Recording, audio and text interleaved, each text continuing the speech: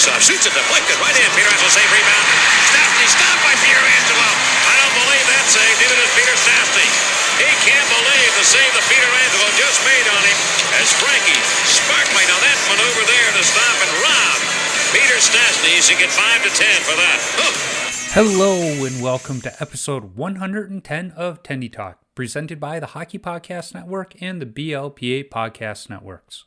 I'm your host Joe, better known as Wash Up Goalie on social media. This week, I chat with Mountain High Hockey Goalie Club coach and former NHL goalie Matt Zaba about coaching, blue rental skates, and social media. So, without further ado, let's get to the conversation with Matt. All right, Matt. Hey, thanks for joining me on the podcast and being a little flexible with schedules as you're traveling with the junior team you help coach. So thank you. Yep, no problem. Happy to be here. Yeah, it's fun to finally talk to you. I know we've gone back and forth a little bit on Instagram, and in fact, this morning I was commenting on one of your posts. Yeah. So yeah, I'm just gonna dive right into it and ask you the question I ask everybody right off the bat: is how did you get started with the game of hockey? Other than the obvious, you're a Canadian-born kid, so it's kind of a birthright. But what got you into the game? Yeah, I mean, my whole family played. My father, my uncles, my cousins, and then all my friends. I mean, we grew up. I'm from small town Saskatchewan, so it's just kind of what you did was play sports. I had a rink at the side of my house, so wintertime was always hockey season, and then they would take the ice out, and then it was right into baseball. So I think just all my friends were super athletic. It was kind of a community thing as well. It's what you did to stay busy. There wasn't much else going on. So it was just, I think, a natural thing like most Canadian kids. Yeah. Well, and, you talk about once the ice is out, then it is baseball. And baseball is America's pastime. We know that. But I think people forget how big baseball actually is in Canada. It's not a niche sport up there by any means. Yeah, no, for sure. I mean, we played all summer. That's what we did. We didn't touch the hockey equipment from basically when the season ended, probably, I'm guessing sometime early spring, all the way through summer until probably late September, I would guess. It was baseball season. And we did that pretty much our whole childhood. I think I played baseball every summer until I was probably like 14, maybe.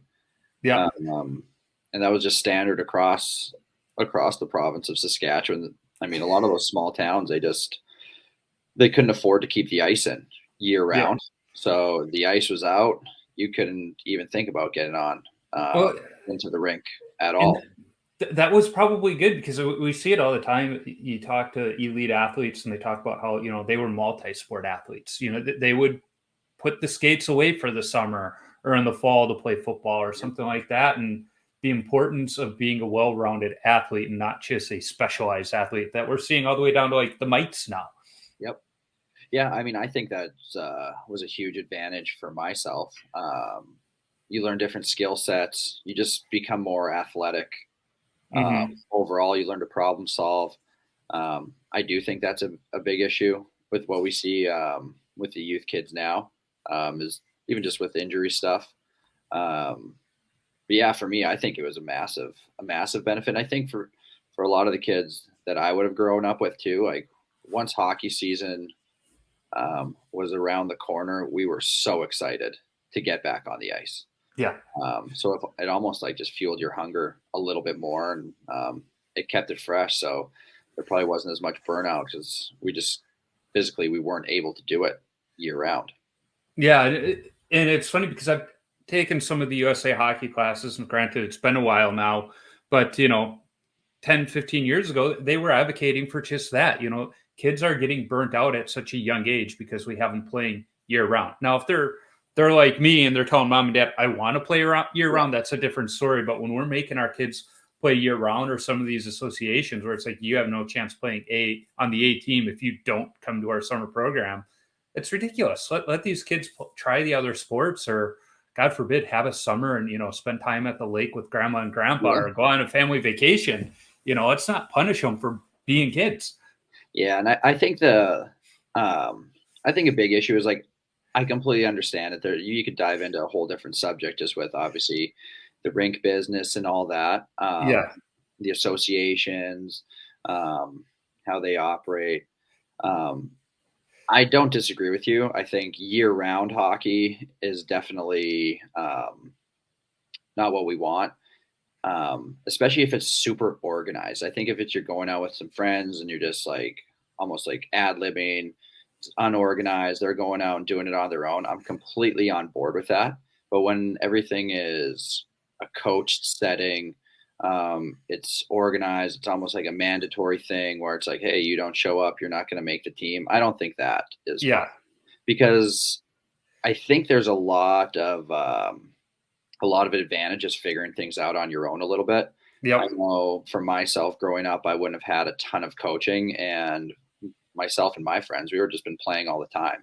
And that would have been like our private training, our private lessons, just playing on the street or doing it on someone's backyard rink or whatever it was.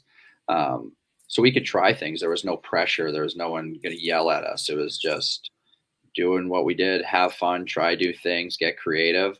And I do think that helped us out in the long term. Yeah, that value of unstructured play. We hear some people talk about it, that's where they learn those skills. Patrick Kane, unstructured play. That's how he got good at stick handling.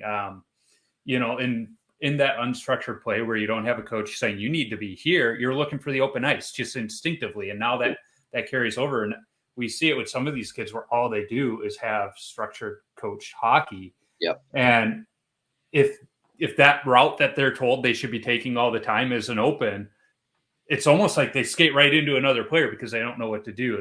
They're not seeing the ice the way a Wayne Gretzky did. Yep. Of don't go where the puck is, go where the puck is going. Yep. No, absolutely. I couldn't agree more. I couldn't agree more with that. So you're playing hockey in Saskatchewan because that's what Canadian kids do in the wintertime. What drew you to the blue paint? So originally I didn't have any interest in it, to be honest. One of our goalies, we only had one per team. The town I grew up in was 750 people. So we had one goalie. He left, I want to say it's maybe around Thanksgiving time, to go to a goalie school. So we didn't have anybody else to play, and we had games. So my dad was the coach, and he's like, well, you're going in. So I played. My first experience with it, I was awful. I mean, we played an all-girls team. This would have been maybe first, second year squirt, and we just got destroyed. I think we lost like maybe 11-1. So that was my first experience. I didn't play again that whole year until the following year. And then kind of similar situation happened. We tried, and I actually did really well, and I think we won the game. So then I ended up playing goal the next game, did really well again. And then I pretty much finished that year playing, just splitting half year, half playing goal, half playing as a forward or D. And then my second year Pee-wee, I switched to goal full time. As a goalie coach now, how important do you think it is for goalies at those younger ages to split their time between playing in net and skating out and learning the game? Yeah, I think it's huge, just from the skating piece, and the athleticism piece, right? Like you look at all the best goalies in the NHL, especially now, they're super athletic. They are structured, but they can move, they can think. They're not just robotic, right? Where it's like, be here, be here, be here. They just have a whole different element to them. I think it's huge. I think all kids should do it.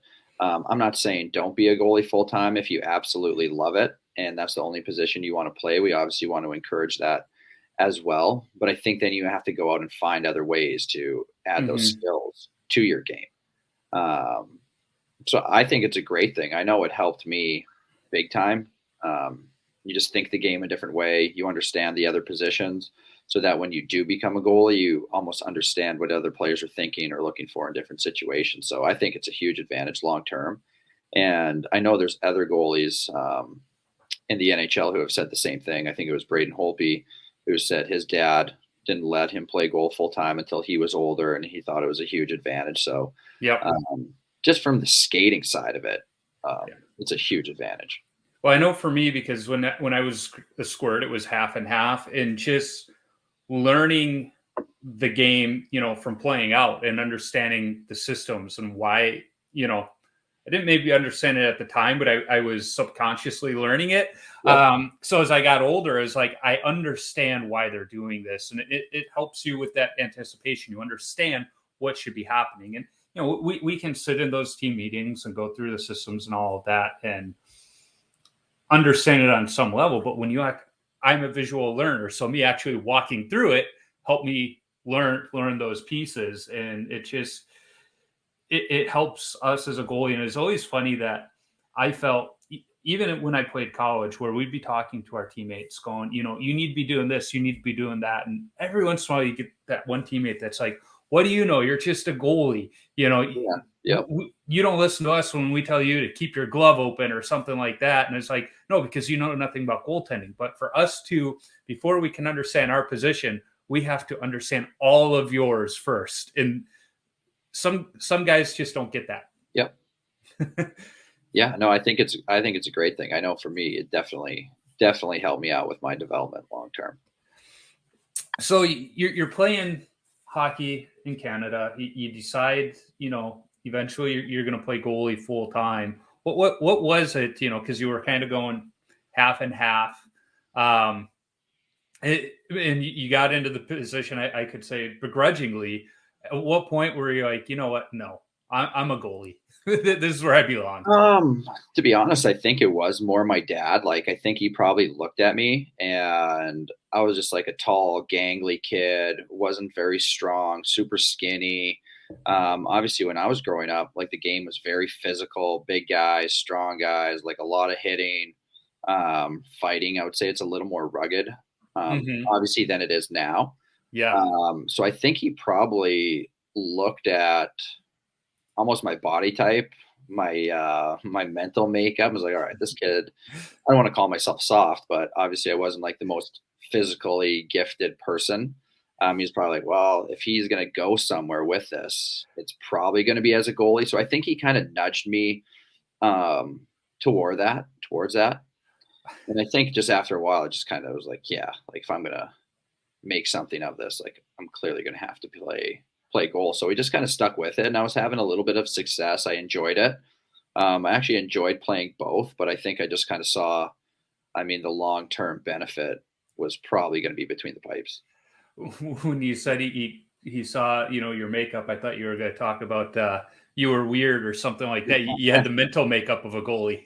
Oh, I probably did, but no, I think he just saw me like I was. If you look at like my dad's side of the family, like my uncles, my cousins, they're all like tall, super skinny. Like, I would have been probably in my senior year of high school, like 6 feet, 140 pounds, like just super skinny. Yeah. So if you look at that kind of side of things, it's like, yeah, he's going to be a goalie if he wants to keep advancing in this game.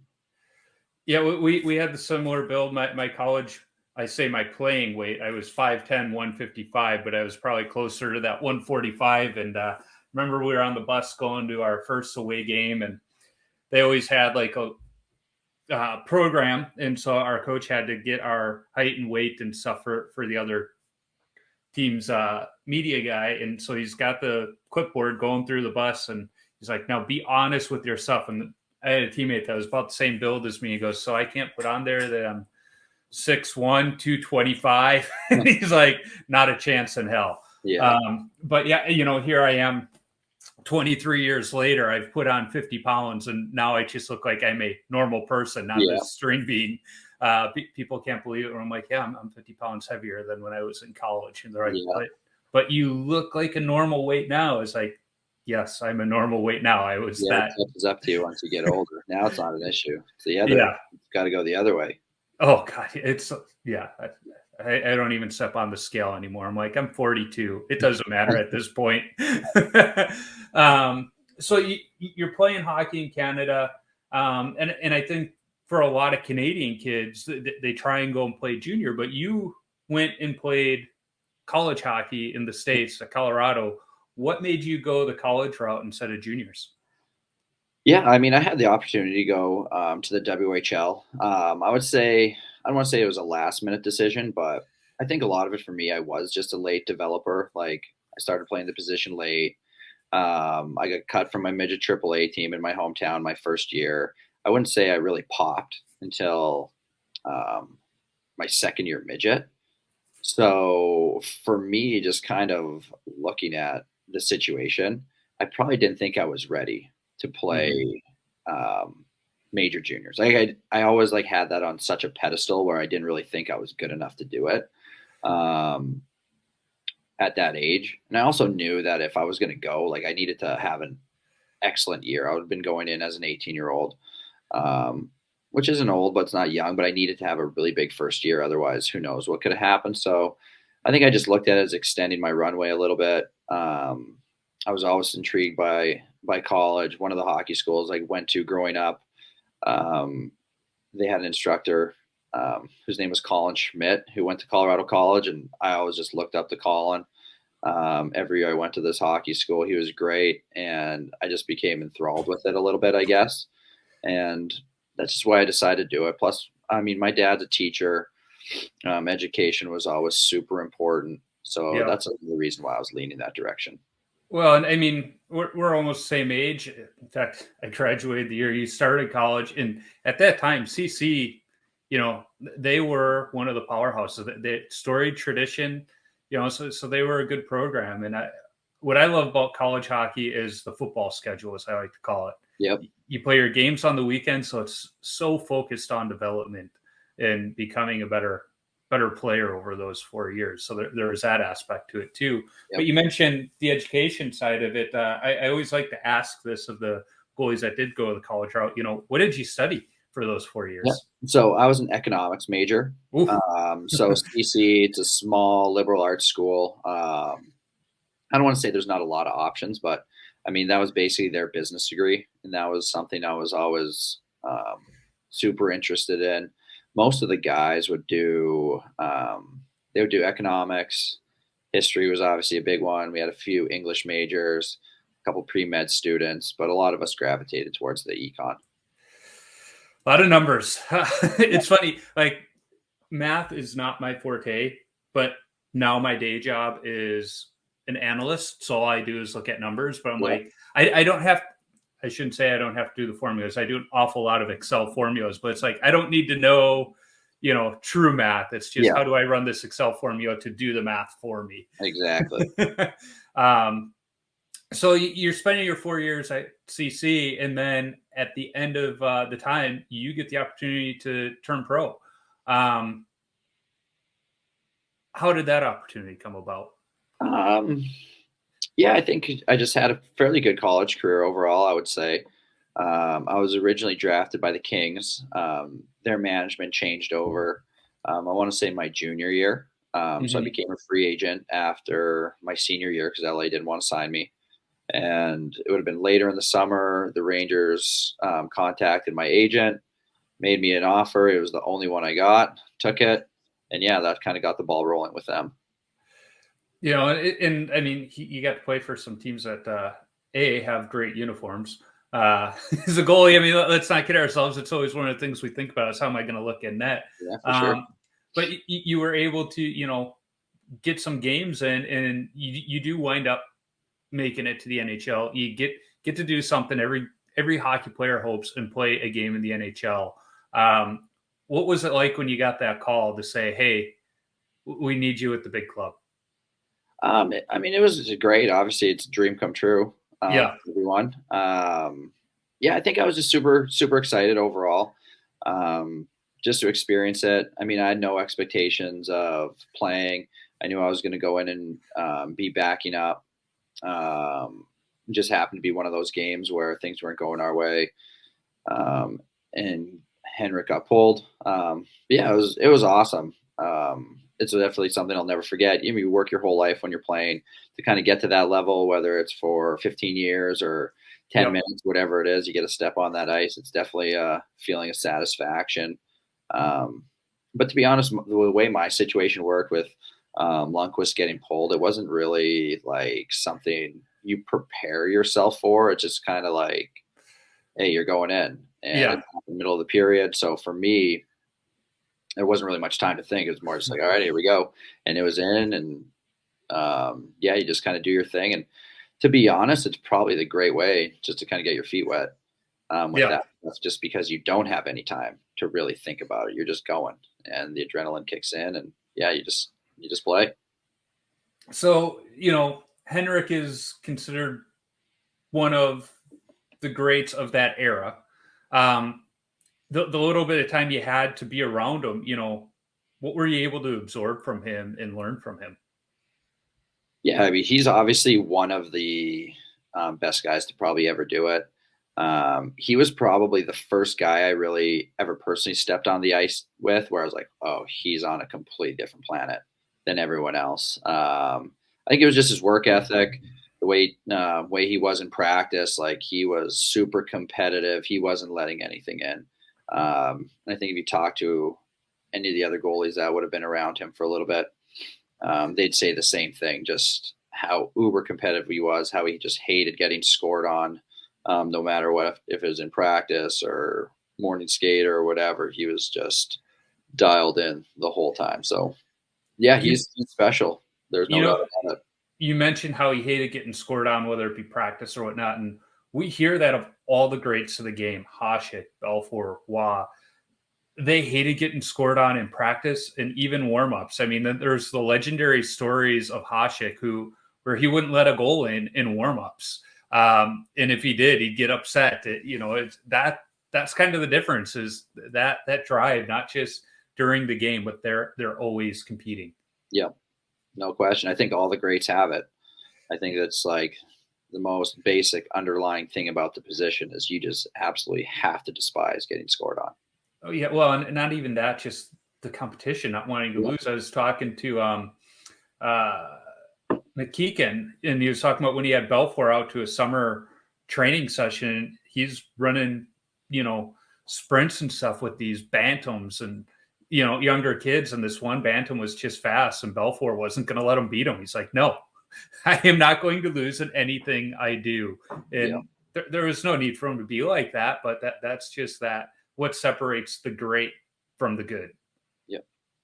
So you get that game in the NHL, and then you extend your career and play a couple years overseas. And I think that's one thing more and more goalies are starting to realize that yeah, we all want to play in the NHL. Yeah, we want to play pro hockey, but there's some really good pro hockey overseas that we're starting to open our eyes to. What was that experience like? Not just getting to extend the career, but you're now in a different culture, different languages, a completely different situation until you step on the ice. Yep. Yeah. I mean, I loved it. My last year in Hartford wasn't great. So I kind of had a feeling that um, my North American career would probably be over in some ways, just based on the season I had. Yeah. So I kind of like started poking around or giving it some thought towards the end of the year about going to Europe. I personally loved my experience. I thought it was fantastic. I think anyone who gets that opportunity, whether it's through hockey or just in life, should have to go through something like that. It just gives you a whole new perspective on things, right? It's very humbling, especially if you're in a place that doesn't speak much English. You're learning to communicate with people just on a daily basis. And I think it just changes you as a person.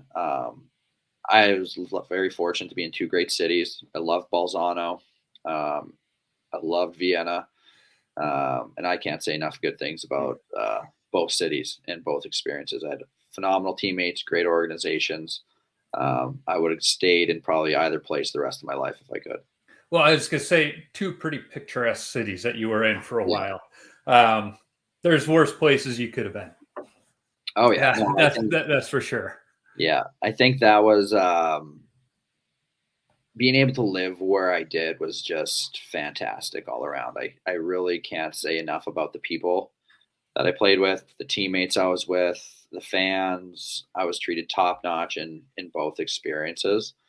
And it was very hard, to be honest. The hardest part about playing overseas for that long was coming back to North America and getting kind of acclimated back to the North American lifestyle. That was very difficult after being in Europe for 5 years. Now, when you say getting acclimated to the North American lifestyle, what was it that was different? It's just a faster pace, right? We're always on the go. We want stuff done now.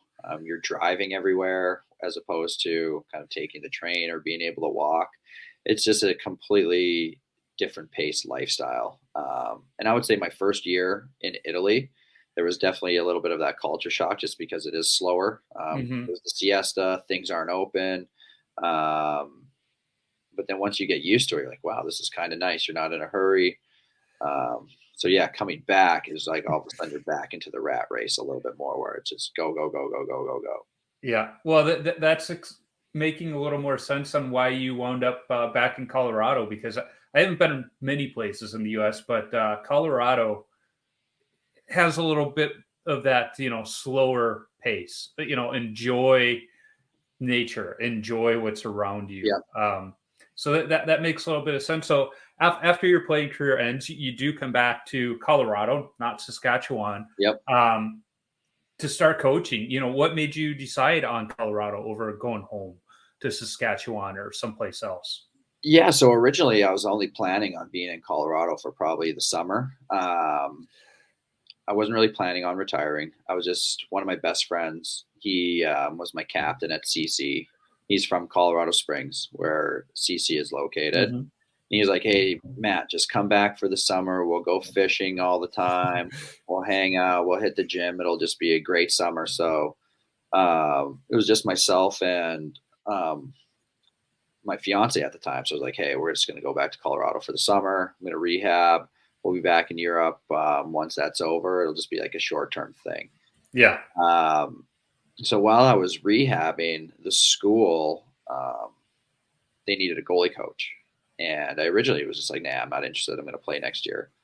But as kind of the rehab got going, I'll never forget it. I was just riding one of those combat bikes and I was going through the program. And I just remember like thinking in my head, like, what the hell am I doing?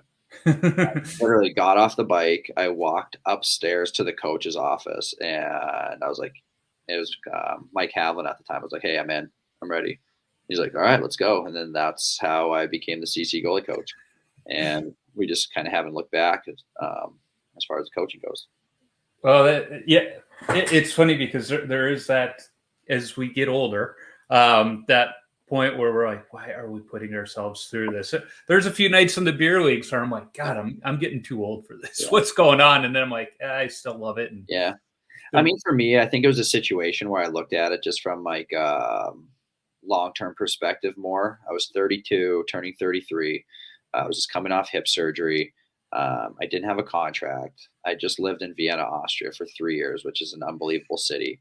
Yeah. And I talked about it with Lauren. I was like, hey, like, if I'm going to play, like, I'm not just going back to Europe to play and live somewhere I'm not excited about living. Like, I want this to be a good experience. And if that's not going to happen, like, I'd rather just start our second phase of life, which is going to happen in probably 2 to 3 years max anyway. So that's kind of was the big deciding factor. I wasn't just going to go to keep going. Yeah. Because I knew I was going to have to work afterwards anyway. So I was either going to play a couple more years, extend that, or I was like, you know what, we're just going to have to jump into the second phase of life and get a kickstart in this coaching thing at 32 as opposed to maybe like 36, 37. Yeah. Well, it's funny you say it because when I was coaching high school hockey here in Minnesota, one of the guys I coached with, he played after college. He went and played in the ECHL, and this was during the NHL lockout. So you had NHL players playing down in the ECHL, yep. And he was kind of like any other year, he's probably playing in the AHL, but because of things, but he played for 3 different teams in that season. He played, and he had offers at the end of the season, but he was like, you know what? This is as far as I'm going to go, and I can start my next phase now. And he said the big reason was his girlfriend, now wife, moved with him 3 times that year. And yep. She put her life on hold. He's like, I did it. You know what? I know what I want to do afterwards. I can start that now. There's that opportunity. And now it's funny because I went to one of my kids' took my kids to their football game because they're both in high school now, and he's now their athletic director. He's walking along the sidelines, and my kids are like, people everywhere. Because here I start talking to him, like, hey, I know you're athletic director. They're like, no, you don't. And like he spots me, and we start talking. And my daughter's like, you really do know everybody. Like, this is ridiculous. I can't even come to my own school without you knowing somebody. It's like, we used to coach together. Like, he was around when you were born. He was excited when you were born, kid. But yeah, I mean, that's one of those things that I don't think people realize, with athletes. It's like at some point you're like, I can keep playing, but there is this life after hockey, and it needs to start at some point. And it's kind of like those junior hockey players that go and play college, and they're the 21, 22-year-old freshmen, and they're like, what am I doing here? Yeah, for sure. But you get started in coaching, you got your goalie school out there in Colorado with, I think, one of the coolest logos. I say that as a marketing person. It's just an awesome logo. But that's going well. You've coached one of my favorite goalies in Justin Goldman. What's it like working with a guy like Justin? I say it because not only is Justin a good goalie, but he also puts on his goalie summit every year. Yep. What's it like working with a guy like Justin? I personally love the adults. When you're in the private lesson stuff, you're dealing with all sorts of different types of people who are walking through the door. Every hour is different. So you're dealing with the kids who it's maybe more parent driven. You're dealing with more kid driven. Like the challenges each hour are always changing. So when the adults come in, they want to be there because they're signing up themselves. It's not mom or dad pushing them to do it. So they really want to be there, and they really want to get better. So they're always asking a lot of questions. They're always engaged. They want to know the newest stuff.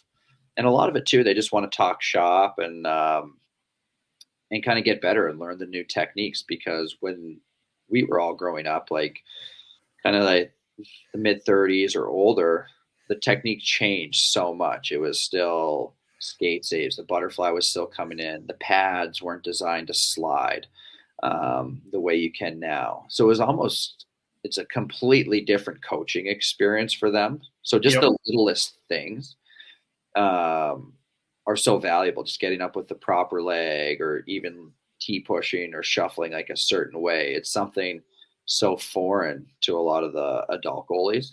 But Justin's been great. He's been a great sounding board for me. We actually, I don't know how much goalie training we're actually doing. It's almost more just bouncing ideas off one another. And we have great conversations. I really actually, in the last probably 3 years of getting to know Justin, I think we've developed a pretty good friendship.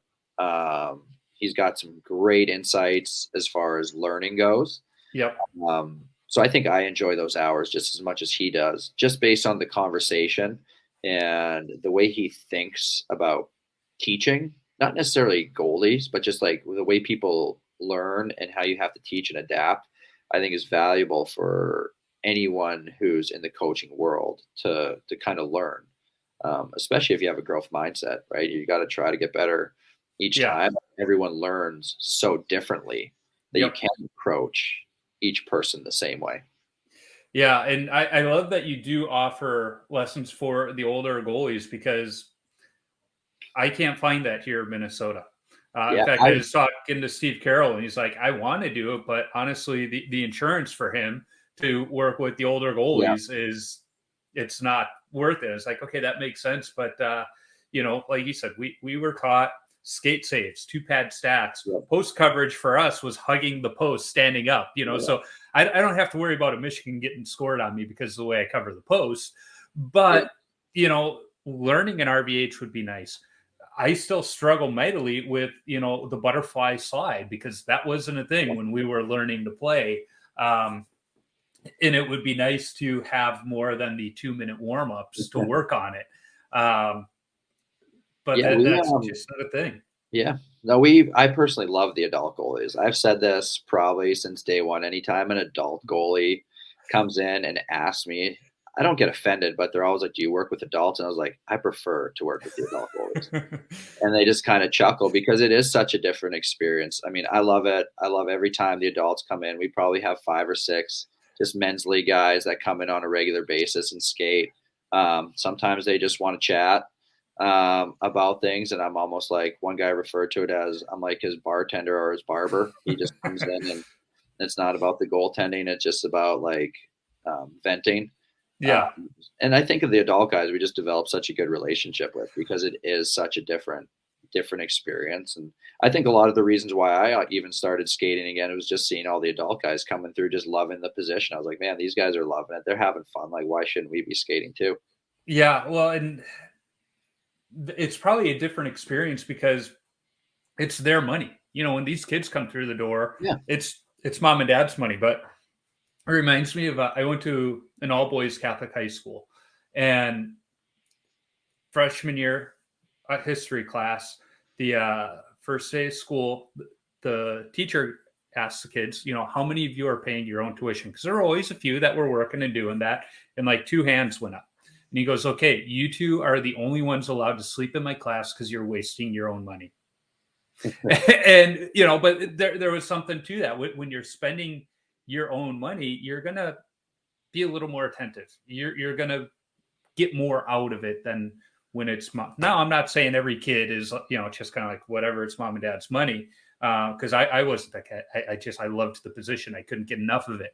But yeah, us peer leaders, we're there for a purpose. Yeah. And that's exactly it. It's a different motivation, right? And like, you can see it right away with kids and families who are walking through the door, like why certain kids are there, whether it's self-motivated, more parent motivated. You can get that vibe. You see it right away. With the adult people, if they're coming, you know exactly why they're coming. They sign themselves up. They want to be there. They're paying for it. Yeah. So yeah, it's no secret, because at the end of the day, if they didn't want to be there, they weren't coming. Yeah.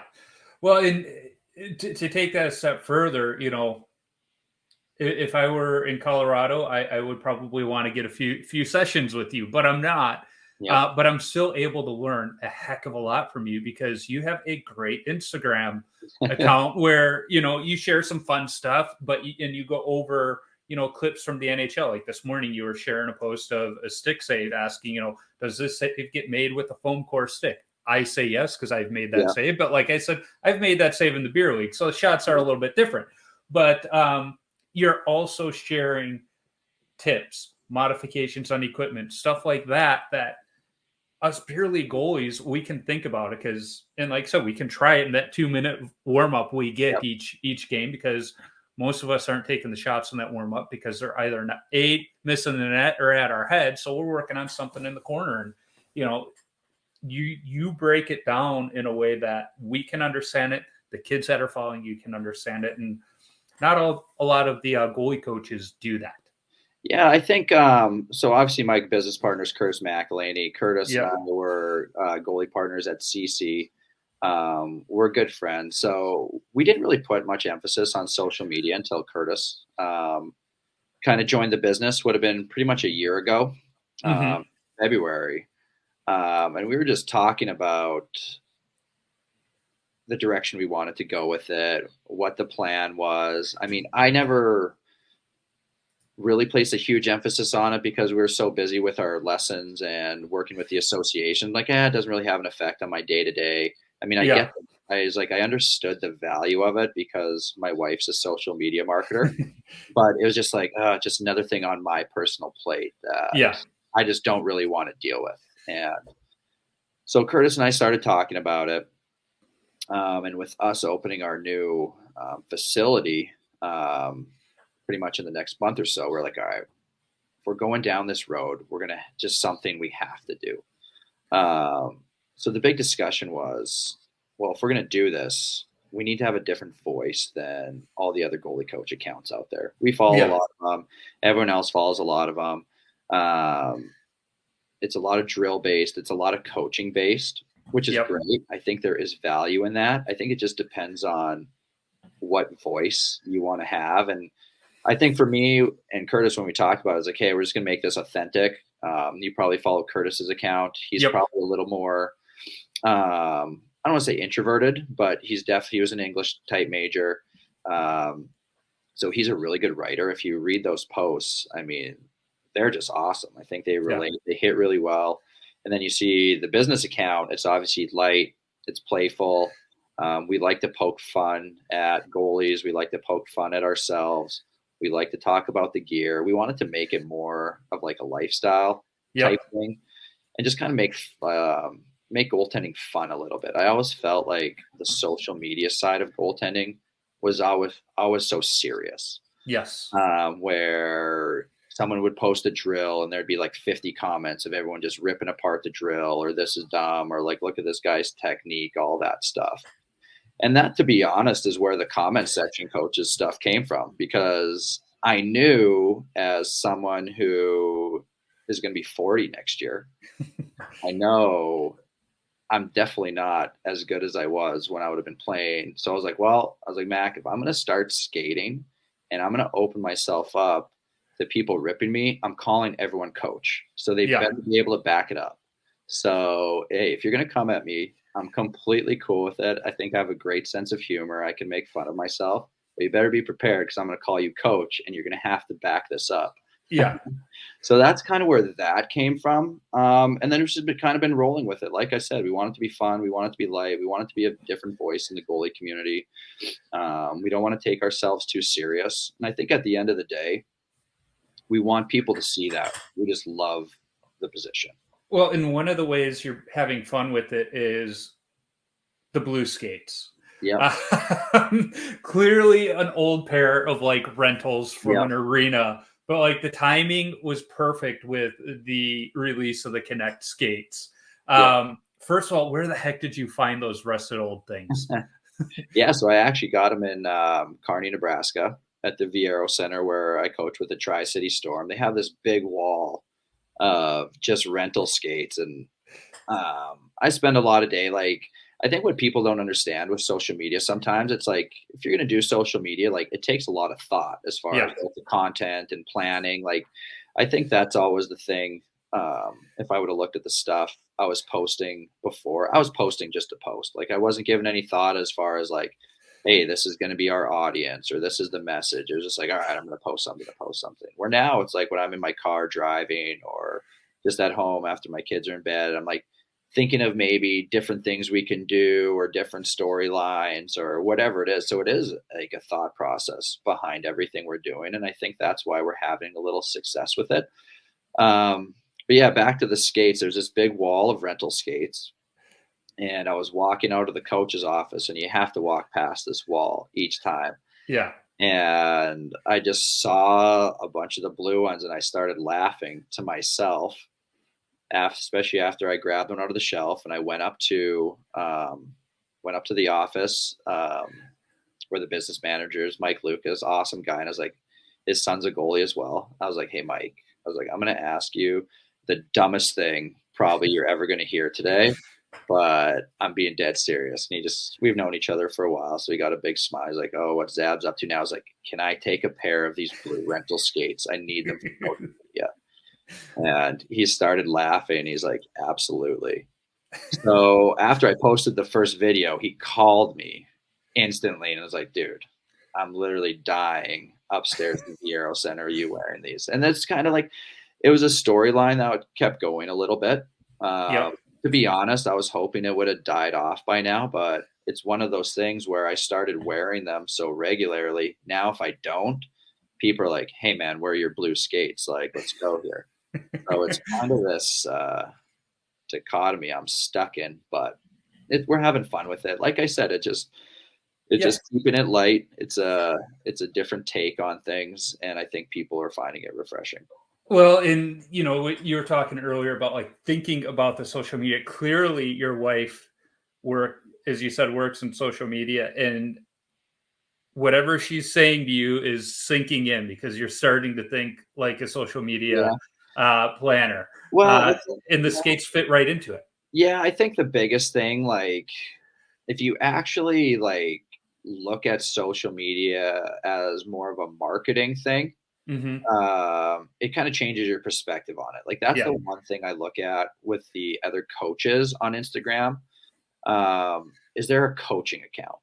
As far as they post drills, it's educational. Or we don't want to be that. Like, I think we're having a good mix where if you actually really watch what we're doing on social media, like all the skating drills and the drills we're showing are legit. So Yep. you're getting like the legit coaching stuff, but The you're 80-20 also, rule. yeah, but you're also getting the fun, light side of it that it's like, oh, I actually like watching this as opposed to another drill where you're just kind of scrolling through your phone.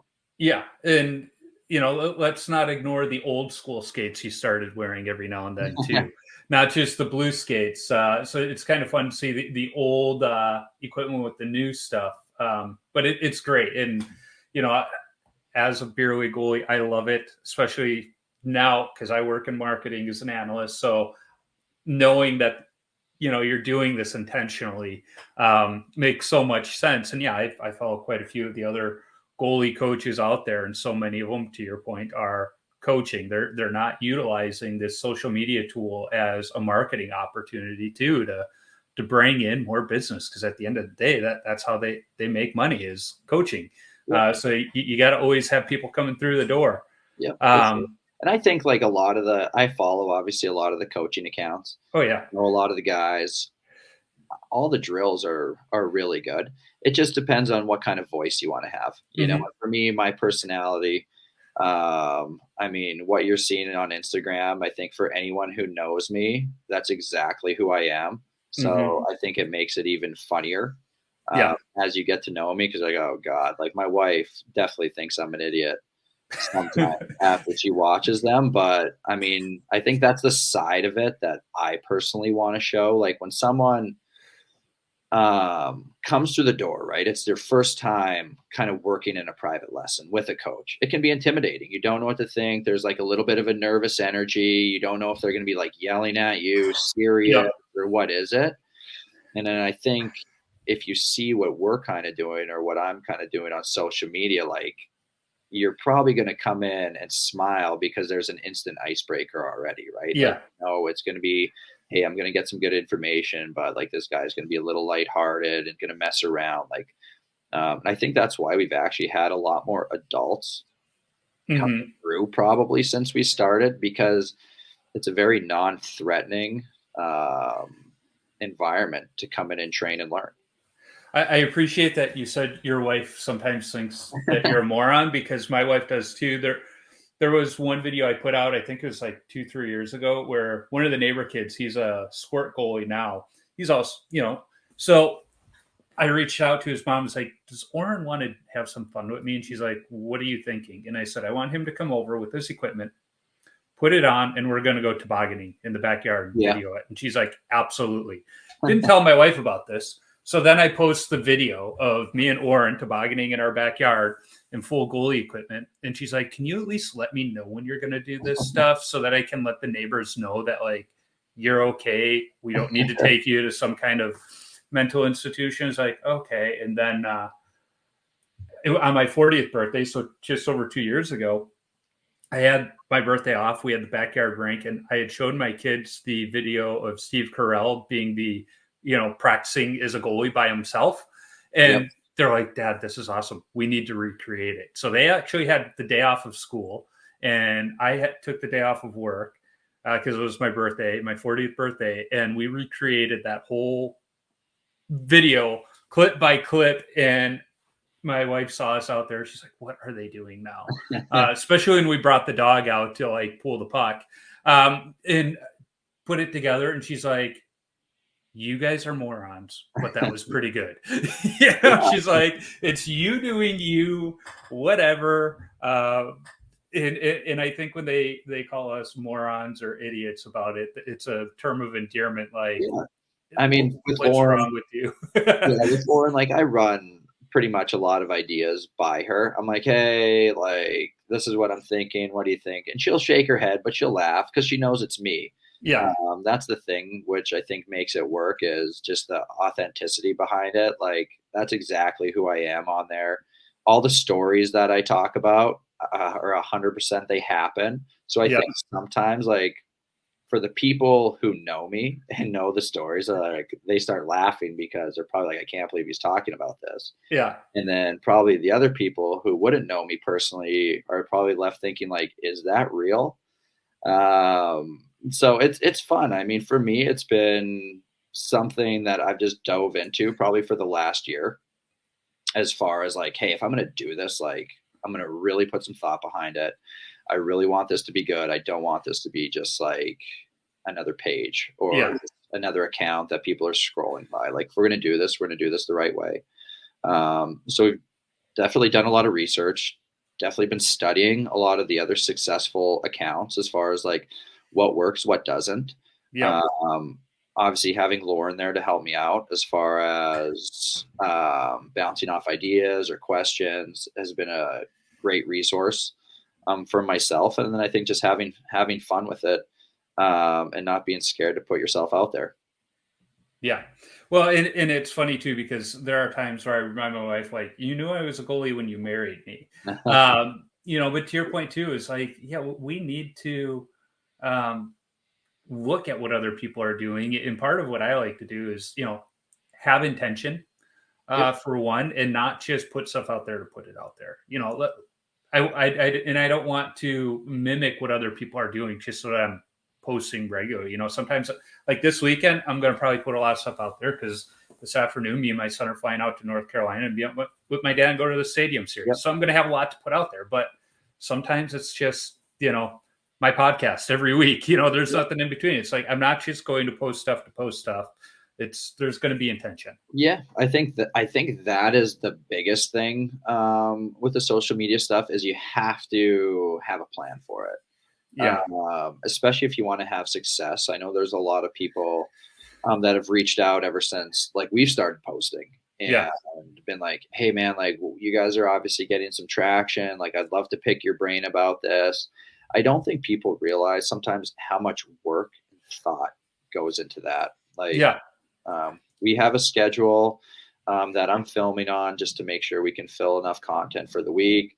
I mean, there's definitely ideas I'm always jotting down in a calendar as far as like, okay, like here's what I'm thinking. All right, this could be really good. Maybe this idea sucks. I'll bounce that off Lauren. I'll talk to Mac about it. He'll usually laugh and like, you're an idiot as well. Yep. But I think it's definitely a lot of thought that does go behind it, and especially if you want to have success or grow a following with it, you need to take it serious. Otherwise, you're just going to be kind of posting and getting lost in the shuffle. Right, and my feeling too is if you're not putting thought into it, why are you doing it? There's that too. So we've been talking a while. I want to be mindful of time. Yeah. I end every episode with a list of 10 questions. They're the same 10 I've asked every single guest. Okay. So the first one is, what's the craziest coaching moment from your playing days where a coach just lost it or did something where everybody's like, what is going on? There's been a bunch, but I mean, I loved my junior coach. I mean, he, when I was playing in the BCHL, I got traded my second year to the Vernon Vipers. And we had this coach, Mike Vandekamp, who probably saved my career in a lot of ways just because he gave me an opportunity. But I remember I'd probably been there for like 2 or 3 games and we were doing well. And this one game, I think we were down 2-0 after the first period. And it was pretty quiet in the room, and he's a fiery guy. And he just walked in, and I remember he just looked at me, threw his pen at me, and was like, "Are you comfortable here?" I was like, "Well, no." He's like, "When you get your head out of your ass, otherwise you're going to be gone." I was like, "Oh boy." So that was always one that stuck with me. But I mean, I loved Mike. He was probably one of my favorite coaches to play for because you just always knew where you stood. Yeah, I always appreciated coaches that were just blunt. I had one. I was playing summer hockey, and like he walked in the locker room. He's like, "You need to be better. Yeah, like you can make those saves. You need to be better." It's like, "You're right. I know it." And I played better the rest of the game, but it was like in front of the whole team. Like he called me out, like, "You need to be better." It's like, yeah, it's refreshing. Dang. Yeah. So what is your favorite all-time goalie mask? Oh boy, I feel like there's so many, but I was always an Ed Belfour fan. I like those classic helmets. They're clean. Yeah. You can see exactly what they are. They're so identifiable. So probably Eddie's Eagle. I mean, he had that. Didn't matter if he was playing for the Sharks or whoever. It was the same one. Just a classic look that identified him. So Eddie was my goalie growing up, especially growing up in Chicago in the 90s when, Eddie was the guy. And I hated that he was traded to San Jose, but that look in San Jose was unreal. I was fortunate enough to actually have him on the podcast with his son Dane, and he was awesome. I asked him about his Cooper Reactor 5s with the alternating black and white, because the story goes the first set he got were all white, and he's like, that's too much. So he took a Sharpie and actually made the black on there. And I asked him, I was like, is this true? And he's like, yeah, that's exactly what happened. He goes, That's awesome. I only had to do it on the first set because the ones after him, they started putting the black on there. But yeah, Eddie was awesome. They always say don't meet your heroes because they're going to let you down. But that was not the case with Eddie. He was that's awesome. Pretty cool. So what's your favorite rink that you've played at? Favorite rink? Oh, man. I don't know. There were so many cool ones, but I got to say it was probably the rink in Vienna, Austria, in a lot of ways. It was just the right time and the right city for me. I loved my European experience. That rink for me was just awesome to play in. We had great fans. I would say they embraced myself personally. I spent 3 years there. That was probably my favorite one. Well, and I'm just looking through Google right now for rinks, and what I see, I can see why. So this is always an interesting one to ask. What's your favorite goalie stick that you ever used? Favorite goalie stick? Ooh. It was probably one of my Heat and Helite 5s. I think they might have been. That would have been like the first stick that I really would have switched to. Okay. When I was playing goalie full time, I want to say it was. I always used the Martin Brodeur curve. So that's probably that. Just a foam core Heat and Helite, just a classic brand. So again, because we're kind of in that same age range, you had the kids either using the Heat and Helite, the Brodeur. You had the Toho kids using the Wah. Then you had the Sherwood kids that just like the Sherwood, and then you had us Cooper Reactor Belfour guys. Those were like the 4 sticks of that era. And I did like those Cooper Reactor ones; those were nice. But I was gravitated to that foam core heat. That Reactor was my favorite because the paddle didn't have that football shape that but it was more flat, and I loved it. I felt I had so much more control of that paddle because it was flat on both sides. And God, I love those sticks, and I wish I could still buy them. So what is your favorite youth hockey memory? Oh, man. That seems like so long ago. Yeah. Probably favorite youth hockey would have been, I would say, our Pee Wee team winning the Southern Saskatchewan League Championship. That was I think that was the only championship we would have won, or I personally would have won until I got the pro. But some of those guys, like growing up with them, and especially in a small town, you play with the same kids over and over. So it's not just you're playing with your teammates, you're playing with some of your really good friends that are still friends to this day. So I'd probably say that's my favorite youth hockey. Pretty good one. So what is the best chirp you've heard on the ice, off the ice, directed at you, not directed at you, or from you? Best chirp, man. That's a tough question. I've been out of it so long. Best chirp. I don't know. When I was in juniors, a big chirp was guys were telling other players, like, your mom wears army boots. And for whatever reason, that was funny. I didn't really get it, but that's the only one that can come off the top of my head. So I'm not really sure how that falls in or makes sense, but that seemed to be kicking around the BCHL. We are showing our age because that was, I never got that one either. It's like, but we knew it was an insult. It was like, I think it was just like so out there that it didn't make sense, that it almost left you dumbfounded as like what it actually meant. Yeah. So it was kind of like just shut the other guys up right away because it just was so outlandish. My only thought was she's so ugly that, like she's wearing, I don't know. I don't know why, but me and my cousins, we really liked the movie Short Circuit. Okay. So we would always pick on each other and be like, "Your mama's a snowblower." It's like just one of those stupid ones that very few people get when we say it to each other. But whenever we get together, we can still bring it up. And but yeah, the best one I've heard so far was actually from David Hutchins of In Goal magazine when his kid's goalie coach looked at him and he goes, "You must be really good at dodgeball." Yeah. That's always a good one. So, what is the worst post game beer? The worst post game beer. Yeah. Oh man, I don't know if there is a worse one. You're either happy because you won and you're celebrating, um, or you need to have one to get your sorrows away because you're feeling bad for yourself. I don't know. I think probably for me after a game because it's so taxing, like you get something heavy in there like an IPA or a Guinness, you're probably not going to be feeling too well. I feel like you need something light Yep. No, right after the game. I agree. In being a Colorado guy, you'll appreciate. I think the perfect post game beer is a Coors Light. Yeah, because it's just it. People joke and say it's darn near water, but I think that's what makes it so perfect. Yeah, It's refreshing. Yeah. It doesn't have any lingering like taste to it. It's just now when you get out to the parking lot, an IPA or a Guinness, great. But that first one or two right after a game in the locker room, Coors Light is almost perfect. Coors Light, Bud Light, Miller Light, something like that. Yeah, you need something refreshing, as close to water as possible. Yeah, exactly. So when you tape your stick, do you go heel to toe or toe to heel? I was heel to toe. Okay. No rhyme or reason. I'm sure you've seen some of my tape jobs on Instagram where I don't really put too much care into it. It took me like 10 minutes. I hated taping my stick.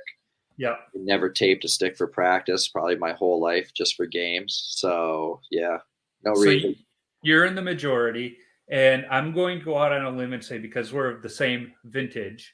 When we were kids with those wooden and foam core sticks, those heels were brittle. So you had to tape them. Kids today, they don't tape the heel of the composites.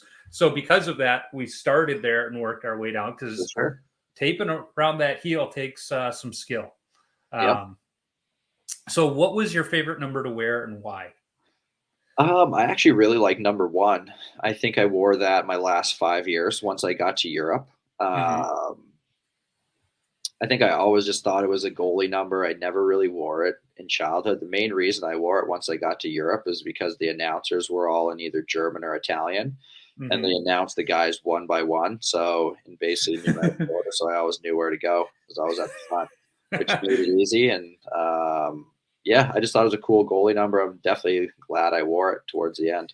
Yeah, and I never liked it because I didn't feel like I had anything on my back. Yep. But to your point, it is a good goalie number that not as many kids wear today. Yep. So the last question is, what advice do you have for young hockey players? I think just love it.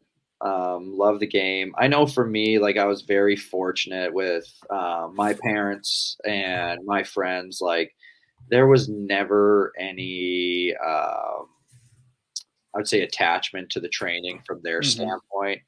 I think they let me fall in love with the game on my own terms, which in turn, when it got hard later on, and it does get hard, that I wanted to work harder at it because I fell in love with it on my own.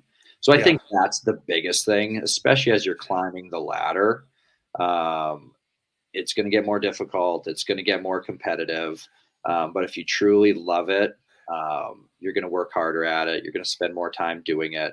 And in turn, you're going to get better at it. So that'd be my biggest thing. Just love it. And it goes by fast for everybody. Like you think it doesn't, but it flies by. For me, being 40 in July, I still think that I should still be playing. But yeah, it's a small little window in your life. So just put everything you have into it, love it, and see where you can take it. Yeah, it's funny you talk about how small that window is. I still remember the last time I took off my college jersey, which was the last competitive hockey game I played, and that was 23 years ago. Or 20 years ago, and I've been playing hockey 35 years. Yeah. So over half of my career now has been in the beer league. So it's a small window. So enjoy it. And if you love it, those hard times, you still love them. They're still fun. They're just harder. And I think the biggest thing too is there's such a misconception as far as like how far you made it determines like maybe how good you were or anything like that. I think once you get out of it and you get to those older ages, you realize like, okay, that was cool what I accomplished, but it really doesn't matter too much. Yeah. Like, still, I think the biggest success as like a coach or a parent is probably seeing your kid still playing at 40 years old. Yeah. You know what I mean? So it's like, great, you made it, but it's like, are you still playing after you're done? And I think that is the biggest success story you can have, because that's how you know you truly love the game. Yeah. Yeah. And there was that great video that came out, I think this fall or maybe even last year, where this girl, shared the video of her husband's beer league and how this one player had a dad that would come out every week to his beer league games. And she's like, he must really love it. But to your point, it's no, your kid's still playing. Yeah, your kid. And all these years later. And I told my dad, I was like, that would be you if we didn't live half the country away. Yeah. He would still come to every single game. And the only difference is he would come in the locker room after the game to get the post-game beer. Yeah. But yeah, I mean, that's a great point, is if your kid's still playing after those competitive days, that's the gauge of success, not how far they went. But I do remember my first college practice after tryouts. We're all upset we didn't make the varsity team. And our coach had us all around after stretching, has us at center ice, and he's looking around. He goes, look around. You guys were all, starting goaltenders, first line guys, working the first power play. He goes, some of you are going to be the backup goalie. Some of you are going to be fourth line guys. Some of you are going to be fourth line guys that get healthy scratch, because we got 5 lines out here. He goes, but you're still in the top 1% of hockey players in the world because you're playing college hockey. Like, don't take for granted where you're at right now, but let that disappointment you have not being on the varsity team fuel you to get you there. And that was like one of those like, you just put everything into perspective. And he's like, we also, those of you that are going to be those fourth line guys, those backup goalies, you also play a very important role on this team, and know your role and play it to the best of your ability. And I knew my role. I was 3 on the depth chart of the JV team for 4 years. And you know what? I played that role great. And I played for 4 years. And I got my goalie coach on the college goalie coach on the podcast early on. And I asked him, what the heck were you thinking keeping me around? And he confirmed that I was kept around because I was a locker room guy. There's a huge, those guys are vital. It's, you have guys that are great in the locker room, that they're bringing energy to the group that the guys love. And then there's other guys, we've all been around them, that are kind of the energy drain, that maybe they're better, but you just can't stand being around them. There's a huge, huge element to all of that stuff, especially in a team dynamic. And some guys are able to accept it and understand what role they're in, and others can't. And that's why they get pushed aside. But yeah, it's all interesting, and everyone does have a role to play. And I mean, if you ever talk to Curtis, he's got some great insight into that and how that extended his career as kind of a backup goalie, and being a great teammate. So yeah, it's especially in the goalie position, it's tough. There's not a lot of spots anymore, and kids are getting better and better. No, I mean, that was things I asked my goalie coach my freshman year. We had 6 spots between varsity and JV, and we had 26 goalies trying out. 5 of them were returning, and they took 2 freshmen. I was one of them, which means one of the returning goalies got cut. So I asked him, I was like, what the heck was part of the decision? And I had worked the summer hockey camp, because just by fluke, I got connected because I needed a counselor, and my admissions counselor was like, hey, you play hockey, right? It's like, yeah. And so she got me. So the coaches got to know who I was as a person. They had not necessarily as a player, and they could see, like, you're here because you love the game and you're going to be a good locker room person. He goes, honestly, if you hadn't worked that hockey camp, we wouldn't have got to know you, and you probably wouldn't have made the team, but it was like, they they looked beyond just the skill. It was like, who's going to fit that role? And Yeah. and I fit it. I loved it.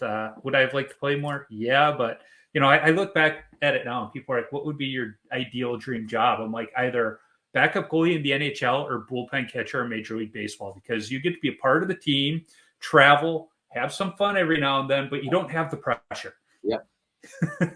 Sure.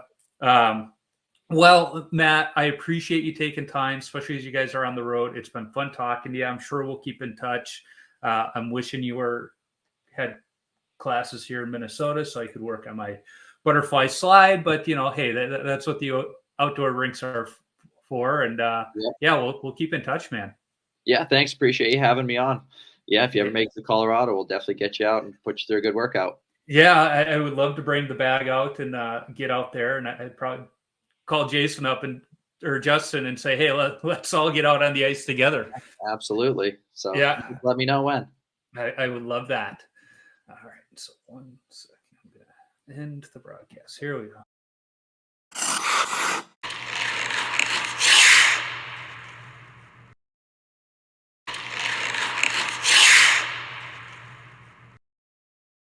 It was nice talking to Matt. I think he and I could have talked a lot more about social media from a planning and marketing angle, but this is a goalie podcast, not a marketing podcast. Be sure to follow Matt and Mountain High Hockey Goalie Club on social media at MMH Goalie Club on Instagram and Twitter, and Mountain High Hockey Goalie Club on Facebook. You can find me on Instagram, Twitter, Facebook, and YouTube simply by searching for Wash Up Goalie, and I'll pop up. Visit Wash Up Goalie for some great hockey-related content, my beer league hockey video highlights, and of course, all podcast episodes. If you want some Wash Up Goalie or Tendy Talk apparel, be sure to click the merchandise link on the website. If you like this podcast, go listen to the BLPA Big Show. It's the OG BLPA Podcast Network show where a couple of beer league players talk beer league hockey, draft experience shenanigans, and exploits from around the game. Be sure to check out the full lineup of hockey-related podcasts on the Hockey Podcast Network as well. There are too many shows to list here, but shows like the 5 in a Game podcast, the Quack Report podcast, and the Sporty with Corey and Richie Arizona Coyotes podcast can all be found. If you're looking for something good to read, get yourself a subscription to Vintage Tendy magazine, published quarterly by episode 28 guest Brent Denor. The magazine takes a deep dive into a goalie, usually from the 80s or 90s, and in the first 6 issues, they've covered Potvin, Fuhr, Cheveldae, Thibault, Reget, Van Beesbroek, episode 20 guest Mask Painter, Don Strauss, and the latest issue zeroes in on Darren Pupa. I need to thank the band The Zambonis for allowing me to use their music on my episodes. You can download their music on iTunes or listen wherever you stream music from. I'm always working on lining up other goalies to talk to. If you are a goalie or have connections to a goalie who I should talk to, shoot me an email at washupgoalie39@gmail.com or send me a DM on social media. Let's not forget, if you're a brand that wants to sponsor the show, be sure to reach out to me. Be happy to talk. And finally, if you like what you hear, be sure to subscribe, rate, and comment on the podcast platform you're listening on. It's a quick action on your part that helps others find Tendy Talk. So until next time, keep your stick on the ice and your body square to the puck.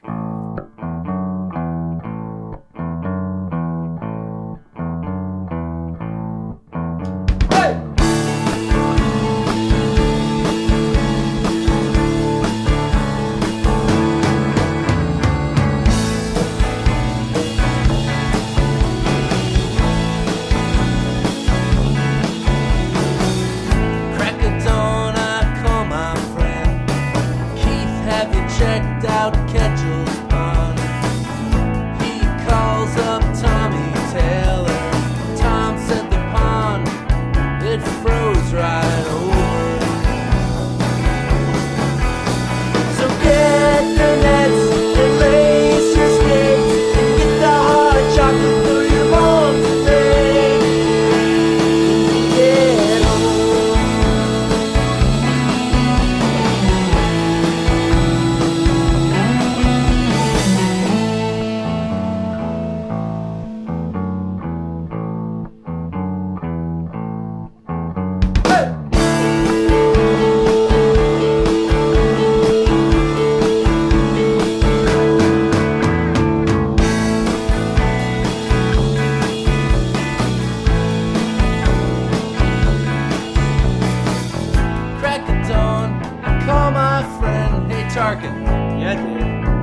get down the pond today?